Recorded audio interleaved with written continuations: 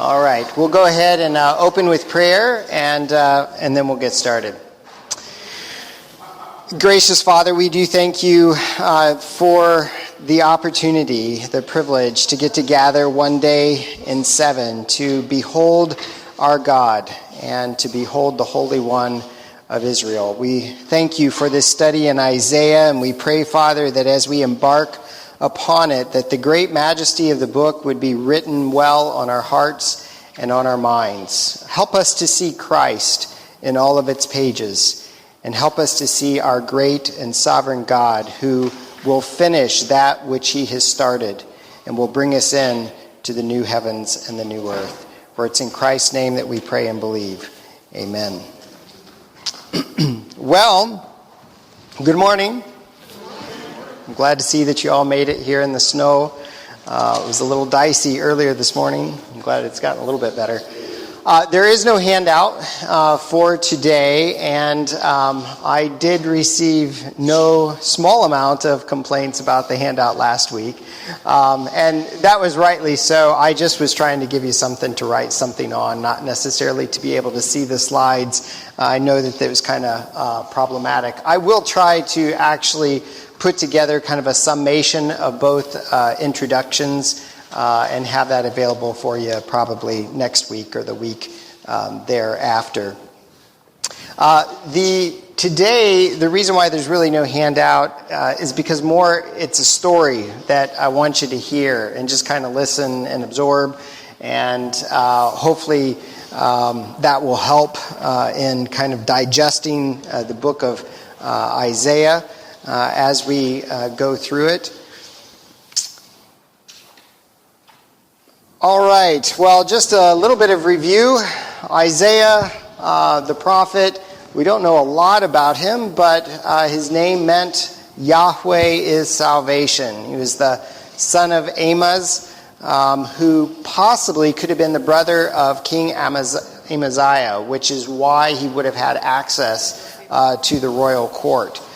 His hometown was Jerusalem, and he was married to a prophetess, and we talked about prophets, and prophetesses would fall into that category. Now, whether or not she gave her own prophecy that were given to her from God, or whether she was a prophetess in the sense that she bore the sons to Isaiah, whom God used as a picture, Shear, Jahub, and Mahar Shalah Hashbaz, whose names had significance. We don't really know what role of a prophetess she had. And then I told you that it is thought that under King Manasseh that Isaiah was martyred by being sawn in half. And Hebrews 11 gives us a clue to that. These are just some review slides from last week. I'm not going to go over all this stuff. This slide really, what I want you to recall is just the scope of Isaiah's ministry. It lasted decades from 740 to 681. And mainly he is talking to the southern tribe, or Judah.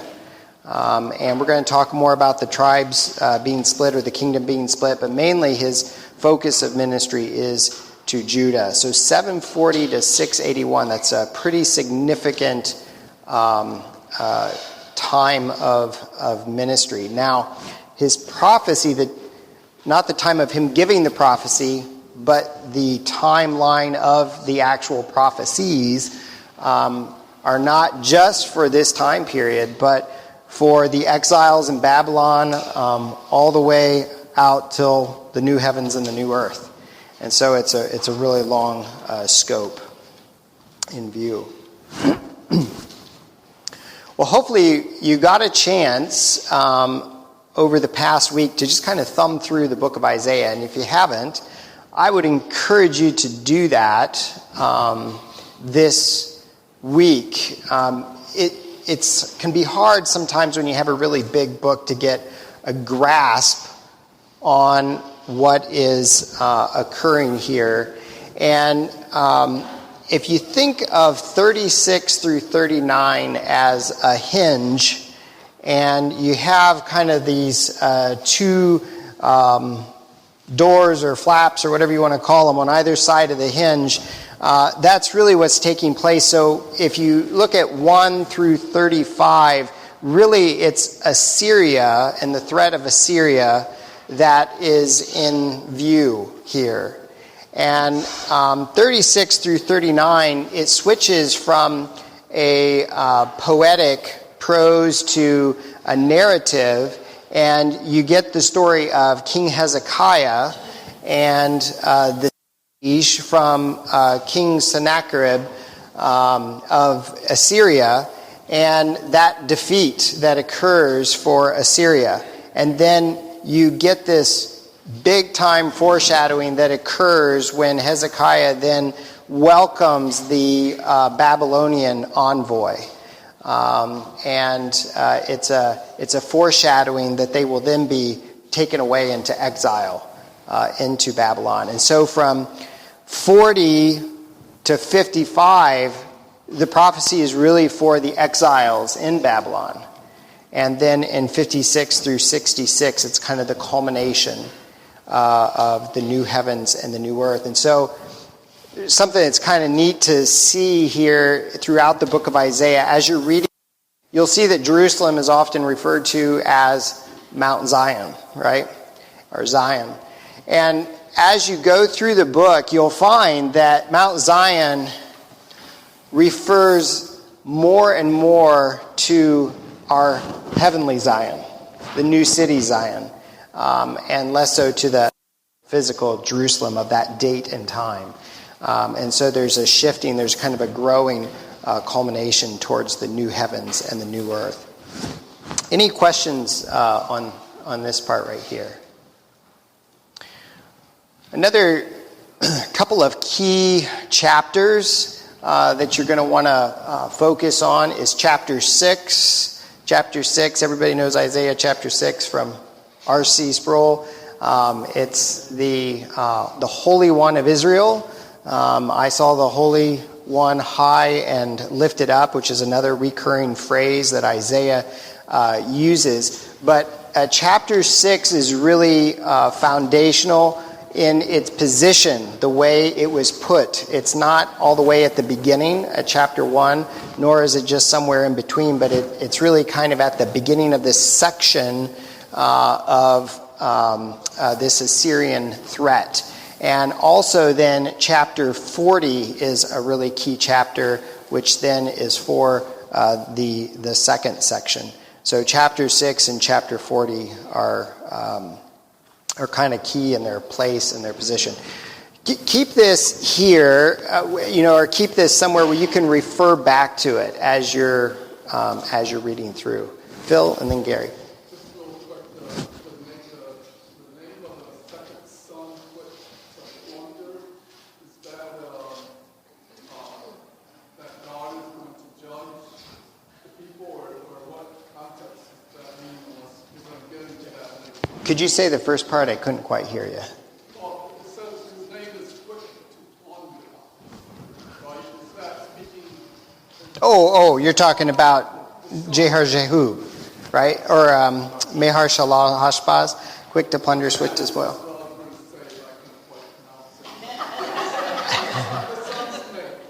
Yeah. What is that? That judgment will certainly come. So it's speaking of God's judgment. Correct. Yeah. Thanks. Yeah. Somebody asked me a question about that. I'm just going to take a quick second here. Somebody asked me a question about the fulfillment of prophecy and the confusion about, remember I talked about last week Isaiah going and getting what he said basically notarized, logged into the royal archives, and then coming back. And the whole point of that was to prove that what he was saying was from God and was going to come true.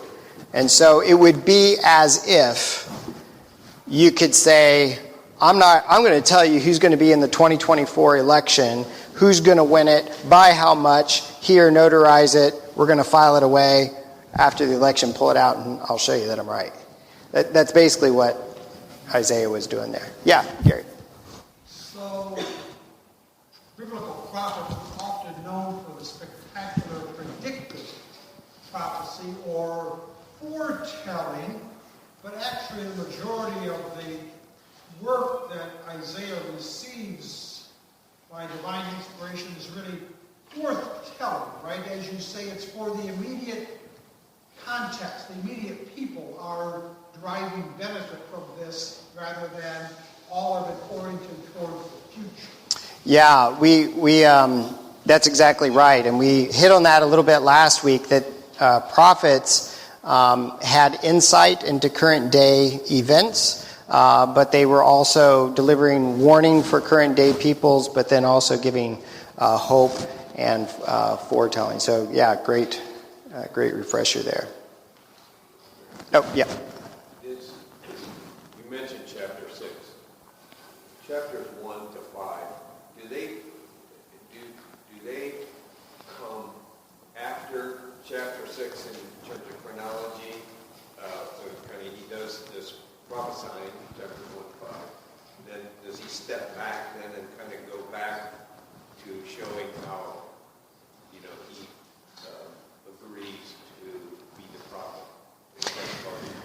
Yeah, that's a great question. We'll get to that again, so I will come back to this in a little bit more detail. But remember to think of Isaiah as a series of sermons, and that his disciples probably put it in some final form. So while we definitely would hold that Isaiah wrote all of Isaiah, how it occurs in chronology is probably an edited form. No less inspired, but just put out. And that's something that's a little unique about Isaiah, because Jeremiah and Ezekiel start off with their call, and then that's the beginning, where Isaiah, you don't get until chapter 6. But I think it's really helpful because as you read through this, and I think as we kind of get into it, you're going to see that right at the beginning of chapter 1, it's giving a state of the union, so to speak. A state of Israel at that time, and the immense uncertainty, the immense displeasure that God has towards them as a nation, and their gross violation of his commands and violating his holy covenant with them. And so, chapter 1 is damning, all the way, and yet in chapter 2 you already get that hope of that one day it will all be made right. And so I think that it is really brilliant how it was put together to kind of, you're just thrown right into it. And then chapter 6 kind of backs up and shows you how Isaiah came to that place. The hope is anchored in the remnant, right? When God makes a eternal covenantal promise, he can't obliterate his people because he's committed himself eternally to a number of them. Right? That's right. He's always in the work of drawing his people to himself, and he doesn't abandon them wholeheartedly, but brings that remnant.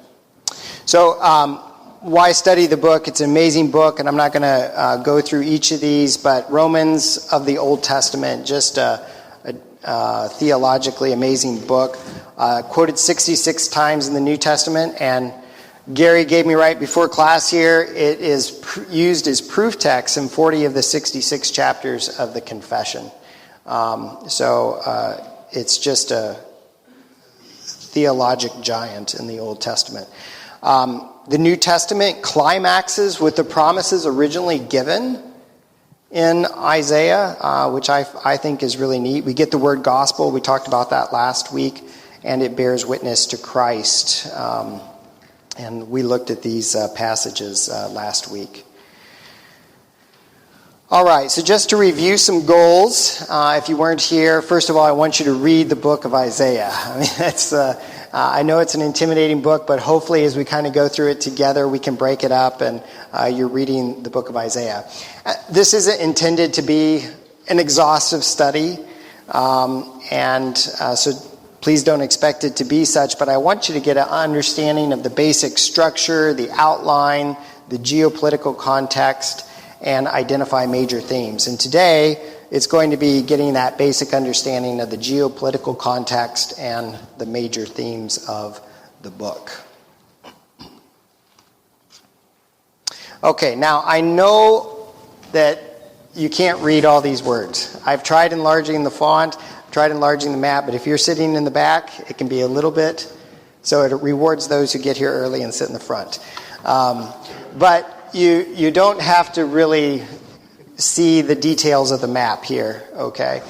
Basically, what I wanted you to get was kind of get this zoomed out map of the Middle East and to give you a little bit of perspective about what we're talking about here. So here's the Mediterranean Sea, here's Greece, this is Turkey, Assyria, and remember that Israel is small in comparison to everything that's going on around it. Okay, this is current day.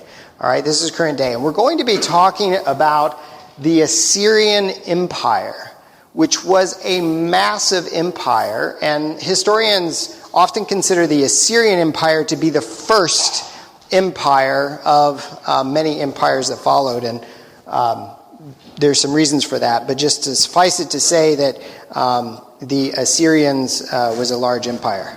Quickly, because we got to keep going. Like that on the map, point out what the colors mean, because the colors confused me at first. I don't know if anybody else happened, but some of it is sea, the white is the sea, and like the blue is Iran. It doesn't follow a natural mapping color code. So, Okay. just in case anybody else got tripped up by that. All right. Let me start back kind of with a little bit of a history of Israel and the kings. So you remember that Samuel is prophet, right? And the people say, we want a king to be like the other nations, right? And so who is the first king of Israel? Saul, right? Saul does not follow God in all of his ways, and so God rejects him, and he raises up King David.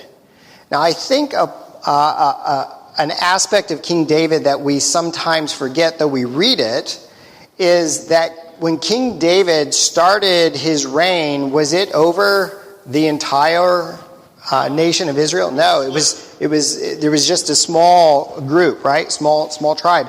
And it took 7 years under very, very tenuous circumstances that only God could have brought together that he is able to unite the kingdom. And so one of the greatest aspects of the Davidic reign is that he unites the kingdom and establishes the nation of Israel, okay? And that's really important, because remember, when Joshua brings the tribes into the promised land, they're all individual tribes. And then what happens after Joshua? How are they ruled? Judges, right? And we know how that turned out, right? So all this time, God is to be their king. But remember, Samuel says they're not rejecting you, they're rejecting me, right? And so, but even in that, God providentially uses it to bring about his people. So to kind of give you a little bit, again, of these mental hooks of dates, you don't have to get too carried away with the dates, but just know King David's around 1000 BC, okay, 1000 BC. And then his son, King Solomon, reigns from around 71 to 31. And this is the height of the glory of Israel. Riches, power, peace, the borders are expanded. King Solomon is really the golden age of Israel. But remember then that Rehoboam, his son, ascends to the throne, and he foolishly does not listen to his elder counsels, and he takes the wisdom, so-called, of his peers, and what happens is it splits the kingdom. Right? It splits the kingdom. And so we have the northern 10 tribes, and we have the southern 2 tribes, and I'm missing a map. Here we go. All right, so this is a little bit here This is a zoomed in of Israel, the 12 tribes. But now you have just Judah, and you've got the northern tribes. Okay? So they come into the kings, and how many good kings were there in the northern tribes? None, right? They all did evil in the eyes of the Lord. They all did evil. And in Judah, it's a mixed bag. You have some that did what was right and followed after the ways of King David, their father, and they had others that were evil. And so we come to King Uzziah, and now we're getting into the time when Isaiah would have been probably born under King Uzziah's reign when he came, when he was born. And Uzziah's reign lasted 50 years. And he was generally a good king. And he really had a time of peace and prosperity. And there's some, we're going to talk about that, but it was really under King Uzziah that Israel collected riches, or Judah collected riches. They were they enjoyed peace and prosperity under his reign for probably about 45 of the 50 years of his reign. Now this was part and parcel. I'm going to come back to this slide, but part and parcel because Assyria, who is the main threat, is preoccupied. And during this time, look at the darker green. And Assyria as a city-state started around the 21st century, and it became kind of an empire around the 13th century BC. And they're focused at this time, even the 700s, they're focused more on their neighbors to the north, which was a kingdom called Urartu. And there's some if you like archaeology, there's some interesting things there. The Hittite kingdom is over here where the Phrygian kingdom is. Babylon is actually under Assyrian rule at this time. They're a blip on the map, okay? And so you're going to see how fast things change here in a very short time span. But because it's concentrated north, and because the Egyptian power had basically really recessed at this time, there's really no threat against Israel. And Israel, remember, is a tiny nation in that peninsula. And so they had weak and distracted neighbors. They were also that land bridge between the north and the south, and also from the Mediterranean Sea to the east. And so what this did is it made them a huge trade stop, okay? And this is what helped to bring in riches. But as their wealth grew, as so often happens with countries, you had, instead of a middle class, you had a great divide between the upper class and the lower class. And Isaiah confronts them about how the rich do not care for the poor and how they are buying their justice to get what they want. So they're using money for their own means. And so this is why this has happened. This is how the prosperity had occurred. And their worship becomes very hollow without meaning or significance. Okay, so I told you that Assyria was a city-state, and then it became a territorial state, and then by the time we get to the 1300s, it becomes an empire. Now, one of the things that Assyria had going for them that really made them an empire is that they were the first ones to really centralize their government. And so they ruled other areas, but they did so with policies and procedures. And so they would have basically governors that were ruling these distant lands, but were still doing it under the same policies and procedures as set by the king in the central location. And the reason why they were very successful at their conquest is that they would go into a country and they would conquer it, and then guess what they would do with their people? They would exile them out of that country, and they would resettle them somewhere else in the empire. And they would take people from another conquered place, and they would bring them and settle them in that area. Now, why do you think they would do that? This would be disorienting to the conquered populations. Okay, so it'd be disorienting. Control. You lose your connection with your homeland, right? So, probably all of us are fairly patriotic to our country of America, but if I took you and transplanted you and put you in Uruguay, would you fight as hard for Uruguay? So the point is that it was for all those reasons, disorienting, it caused a distraction. And this is how, if you fast forward a little bit, northern tribes are exiled. Assyria brings in a people to the tribes are. This is how we got the Samaritans. Okay? So it was a mix. That's how you get the Samaritans later when we encountered them in the New Testament. You said that Assyria was probably one of the early centralized governments for its territory. Right. Well, wasn't Israel under Solomon at least, maybe David even? Sure, there was centralized, but they didn't expand it out. They didn't have a policy or a foreign policy of conquer and subject. So they were over there. You're right that they had good government over their area, but their goal wasn't to expand and subject. Yeah. This is Nineveh, right? Yeah, so Nineveh is the central hub, which, remember, Jonah goes to, right? And one of the reasons why he's hesitant to go is because he knows that they're going to be the ones that come and wipe him out. And so he's hesitant to do that. Yeah, Harrison.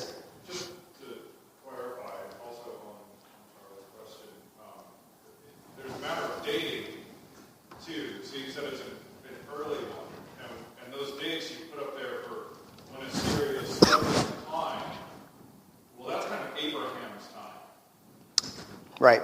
So there's a time scale of, okay, it may have been the same kind of thing, but the timeline on building administrative government has a much longer lead in Assyria by several hundred years, and possibly 1,000. Right. Depending on how you want to break that down.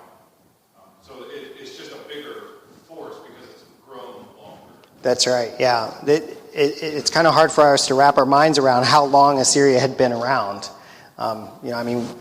We think, we're a young country at 200. They were around several hundred years. So, interesting. Right. The Jewish people didn't. They wanted to conquer it, but they wanted their own tribes to be Right. population, not anything else. They didn't want to join in the mix. Right. Right.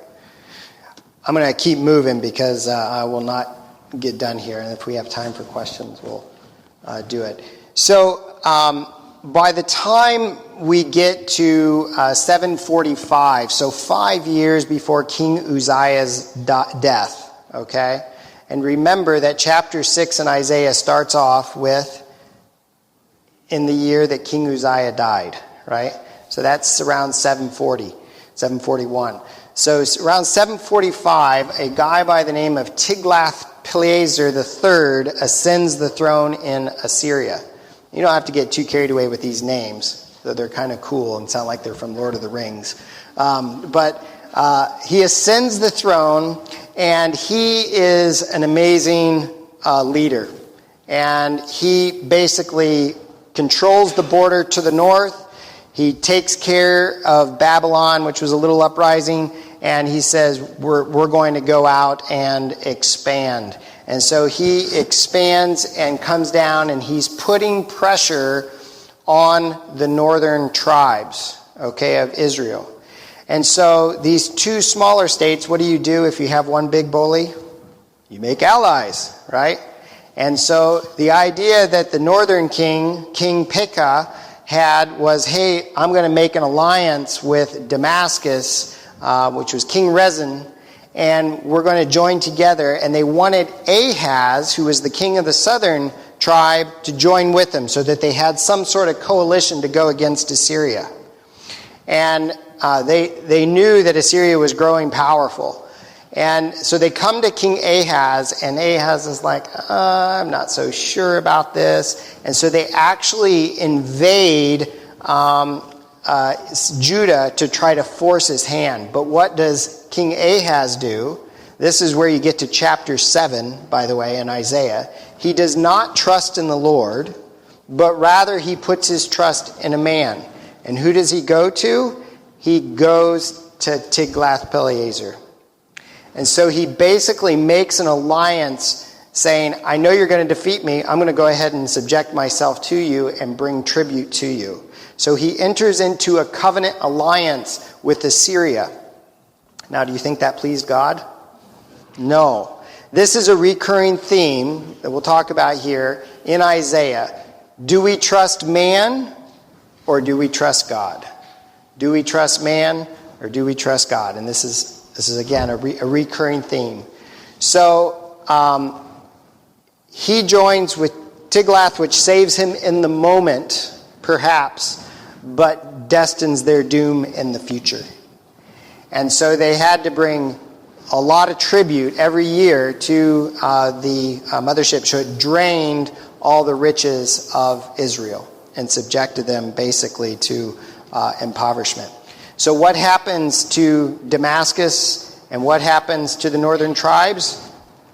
They're wiped out. Damascus is captured in 732 and the northern tribes in 722. And they're exiled and they're taken away and they're never heard from again. Okay? So it was very bad. Now Tiglath-Pileser dies during this time, and he is succeeded by Shalmaneser. And he comes in and kind of finishes it. His reign is actually fairly short. And a guy by the name of Sargon comes in and is really the one that exiles. And he was really a harsh leader. So this is a little bit of how you see the exile taking place into Assyria. By the time you get to chapters 36 through 39 in Isaiah, King Hezekiah is now on the throne. And Hezekiah reverses all the policies of Ahaz and basically says, no, we're going to follow the Lord. And so he sets up and gets ready for an imminent siege by Assyria, just knowing that they're going to come, right? But he suspects that they're a little bit weakened. He underestimated their weakness at that time.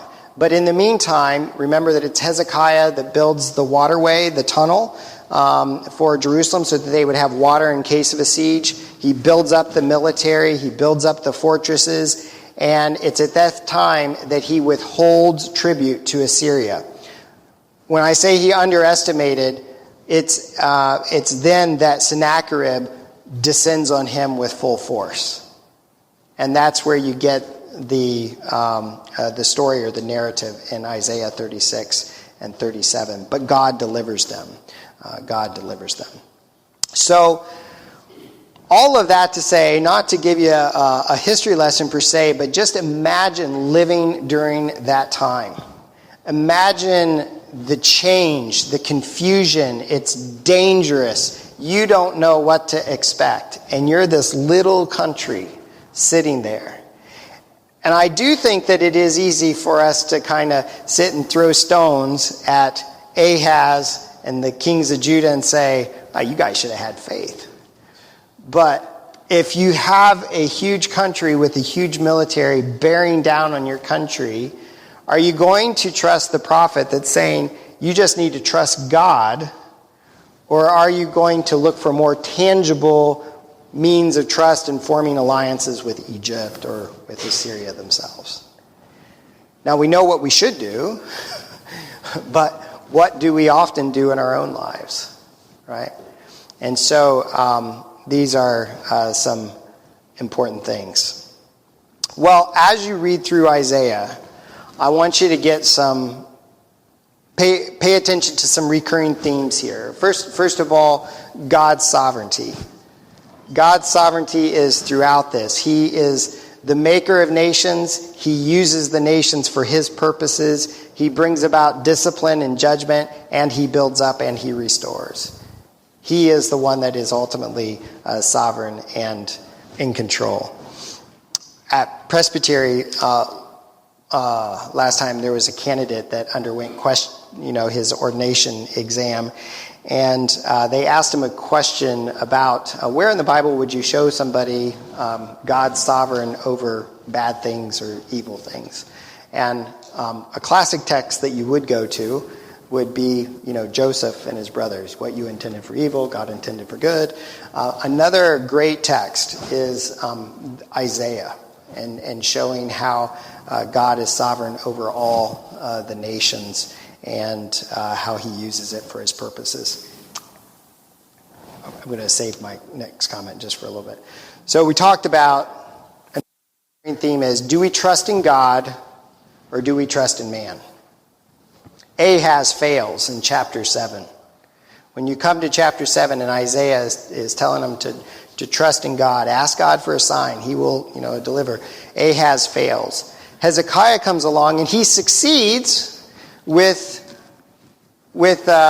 Assyria, but we see him then failing because he starts to get friendly with Babylon, who is a nevermind at that time. It would be like us having an alliance with Canada and thinking, oh, it's Canada. Sorry if there's any Canadians in here. Right? But then 100 years down the road, Canada is the China. Right? So that's kind of the way Babylon was at that time. And Isaiah rebukes Hezekiah and says, why did you talk to them and show them everything? So it's better to trust in God, not man.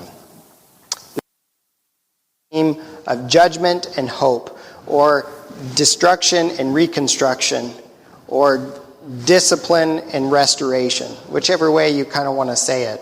But as we read through Isaiah, it can be a little bit defeating just to feel all the judgment that takes place, especially in the first half of the book. And I hope you can muscle through that and not get too discouraged. But look, even in the midst of judgment, look for the glimmers of hope that God gives through Isaiah. Look at what he does. Even though Israel is cut down to the stump, there's a branch, right? There's a branch. And so there is always hope there. And then Isaiah puts in these messianic prophecies, and it's kind of a little easier for us looking backwards to see these messianic prophecies, but these are also part of the hope. This isn't Israel's Messiah. This is the Lord's Messiah. This is the one that God has chosen to be the Savior of the people. And so in chapter 7, we get that. In chapter 12, we get that. And then later on, when we see the servant, we get that. So it is the Lord's Messiah. And really, the reconstruction, or this movement towards the new heavens and the new earth, the fulcrum is the Lord's Messiah. This reconstruction doesn't take place without God providing the Lord's Messiah. Which, yeah. Isn't that a far bigger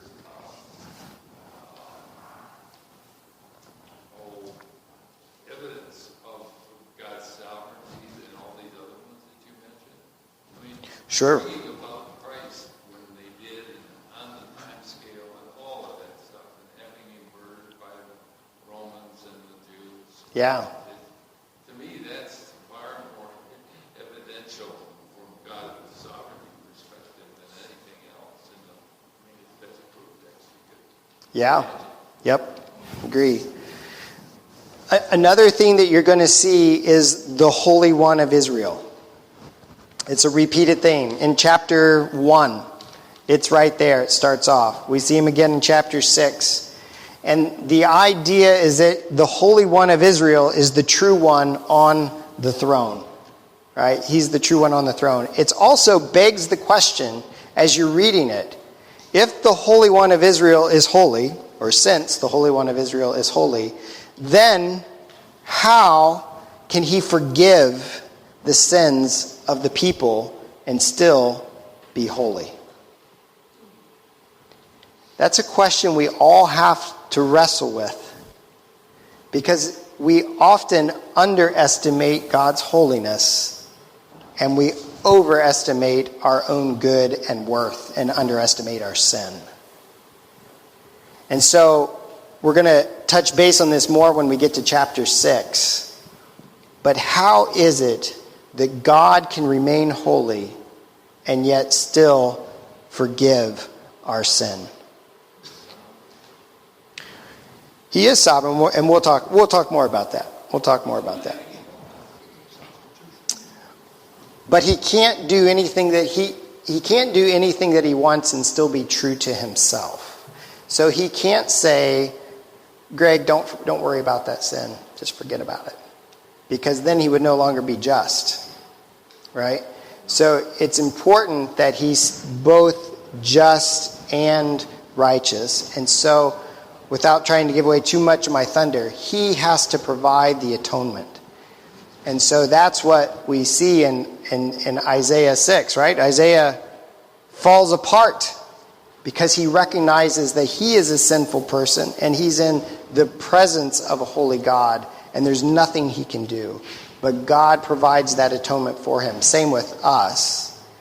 There's nothing we can do, but because he is sovereign, he provides that atonement. He doesn't just excuse it, right? But he provides that atonement in the Messiah. Yeah. And then it is a blessing to the nations. And this is one of the greatest themes in Isaiah, is that it's a blessing to the nations. If you want to look at the sovereignty of God, he even uses the scattering of his people to prepare the way for the Messiah many years later. One commentator made note of the fact that it is by the fact that Israelites are scattered to all nations, right? And they're a monotheistic people, right?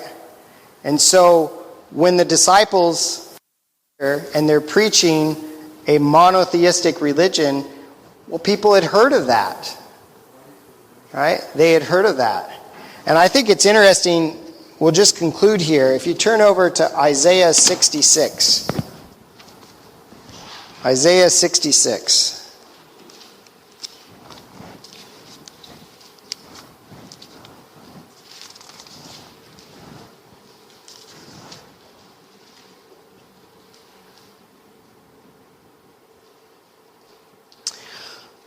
Verse 18. We'll start there. For I know their works and their thoughts, and the time is coming to gather all nations and tongues. And they shall come and see my glory, and I will set a sign among them. And from them I will send survivors to the nations, to Tarshish, Pul, and Lud. And it goes on. And they shall declare my glory among nations. Now, it's a little debated, so I don't want to make too much of this. But who was from Tarshish or Tarsus? Paul. Now, it is debated about whether they're the same. But isn't it neat that God says, I'm going to send people into all, and what is Paul known for? He's known for going into the Gentile nations and declaring. And so you're going to see this theme of God using Israel in spite of them forsaking what they were supposed to do to bring blessing to the nations. But he uses them anyways, and he scatters them out, and he brings the people in. All right. Quick question.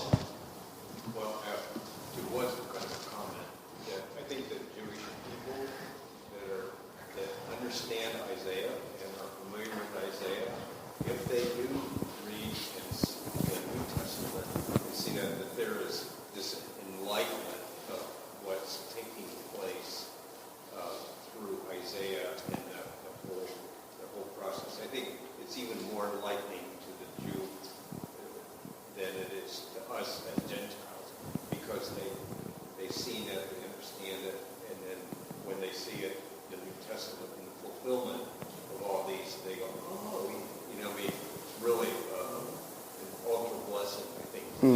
The other question, or the question I had was, where is you have the northern and the southern kingdom, and to the west, you have the Philistines. Where are the Philistines in this?